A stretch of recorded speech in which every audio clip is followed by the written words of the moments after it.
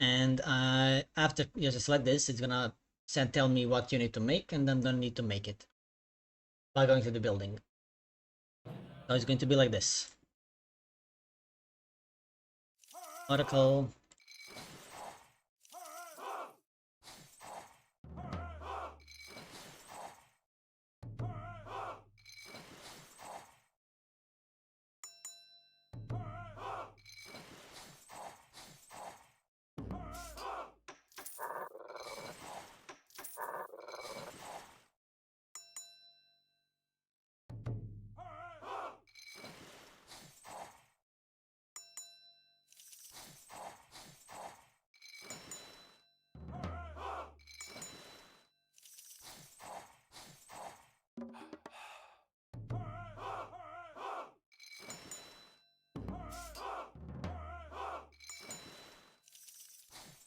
It.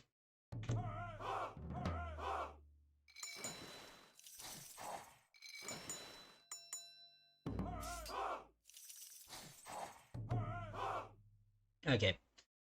As you saw, that's how it works. You're basically selecting buildings. You're making the unit that pops up on the screen. It's really good for getting this muscle memory for clicking on the right hotkey to make a certain unit instead of like making Contarius. You make an Arcus or something because you don't have that muscle memory. The only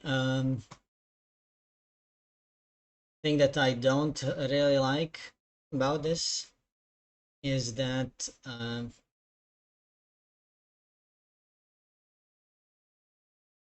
it is, I feel, kinda hard if you set up everything how you would normally play it. For example, I'd have this number 4, I have this at 5, control groups, and I use select all for this, and I be cycling them through with tab. So to make a fanatic, I need to go this, and then make a fanatic. To make something in the dock, I click 4, and then I click whatever. And I feel like 35, if you're doing it like all the way properly, it's kind of bad. And I feel like having these two is unnecessary because you just auto queue them. You just auto queue this, right?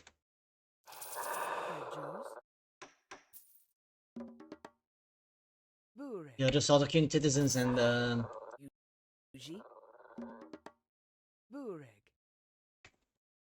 you're just auto queuing citizens and you're just auto queuing your caravans. So I think that these two are unnecessary personally. That to have here, they just like take you time to like switch to different things that you would normally do.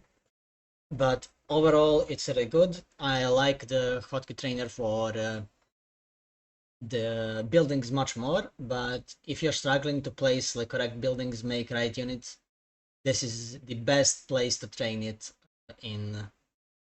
for Age of Mythology. There are no other Hotkey Trainers anywhere. That's about it. It's really good, especially for buildings. Yeah, I'm making less. I'm definitely making less market to set of armories. So see you guys next time.